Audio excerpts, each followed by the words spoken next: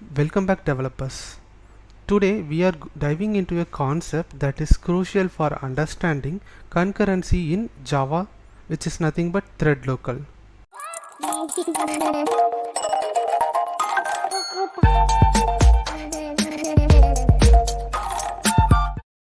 ThreadLocal might seem a bit tricky at first, but once you understand it, you will find it incredibly useful in your Java programming toolkit.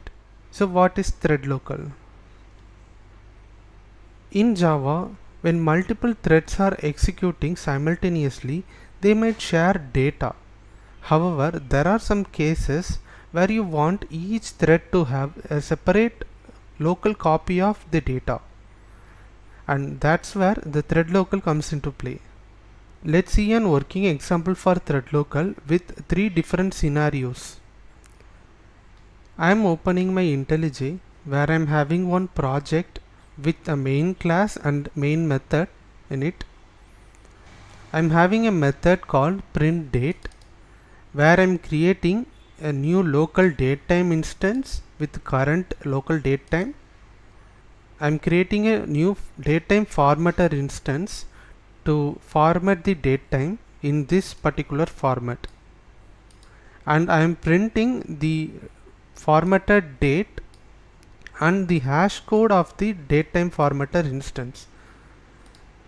I am printing the hash code just to understand how the ThreadLocal works. If you don't know what it is string interpolation, which is introduced in Java version 22. I have already posted a video with the new features available in Java version 22. You can check it out in my channel as well as in the card. But before that, we will discuss each of the 3 scenarios. I am having a main method where I am creating a new executor instance which is having a fixed thread pool of size 10. So here I am creating 10 threads and I am submitting 20 tasks using a for loop which is invoking the printDate method.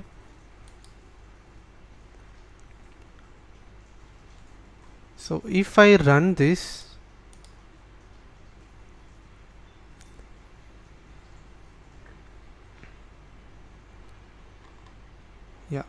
so totally we have created 10 different threads, but the number of tasks that we are submitted is 20. And since we are creating a new datetime formatter instance within this printDate, 20 different datetime formatter objects are created. This is the first scenario. Each task is creating a new datetime formatter object. So 20 objects for each task is submitted to thread pool of 10 threads. But we don't want to create 20 different instances. If this number 20 becomes 100, then 100 objects will be created, but we don't want to do that. Instead of that, what we can do, we can comment here and we can create a datetime formatter instance as a static final instance in the main class itself. So now this is a second scenario. If we run this,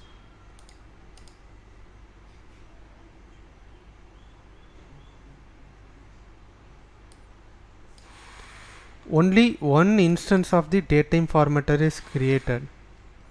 So the same instance is used for all the 20 tasks which is executed by 10 threads. But what's the problem here? This instance is not a thread safe one. In order to make it as a thread safe, we can use this atomic reference, or we can use a log for the datetime formatter object.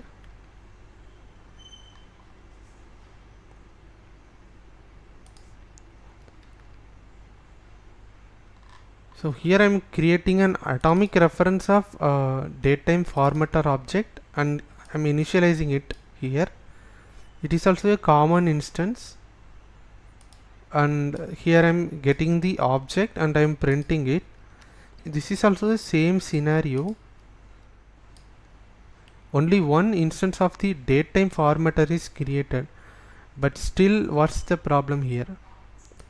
It is a thread safe only, but if we want to have a new datetime formatter instance for each thread, which means here we have 10 threads, only 10 datetime formatter objects we want to create.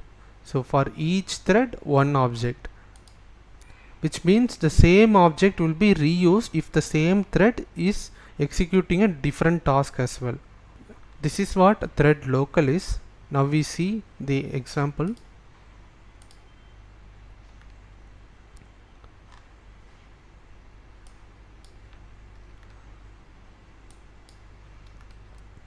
Here is how we can create a ThreadLocal object.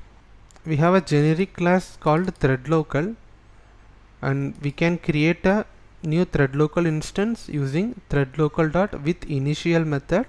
And here in this lambda functional interface, I am creating a new datetime formatter instance of this particular pattern, and I am going to use this datetime formatter ThreadLocal. So in the same way how we are using the atomic datetime formatter, we can able to get the instance of datetime formatter from this ThreadLocal instance.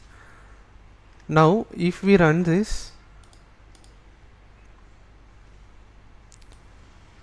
so now the hash code as well as the datetime are printed for each of the task.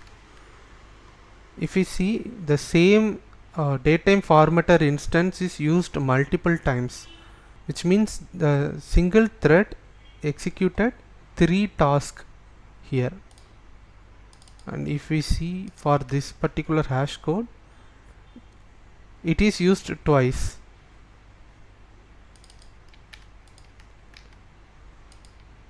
So the next one is used thrice.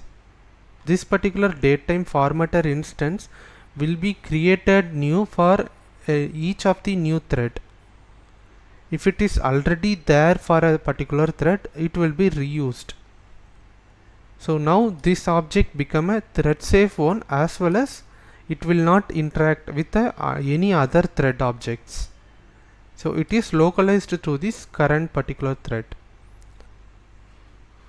So to wrap up the things, ThreadLocal in Java provides a way to store data which is local to a thread, ensuring thread safety and simplifying concurrency management in your applications. If you learned something from this video, please like, share and subscribe to TechShare. Until next time, happy coding!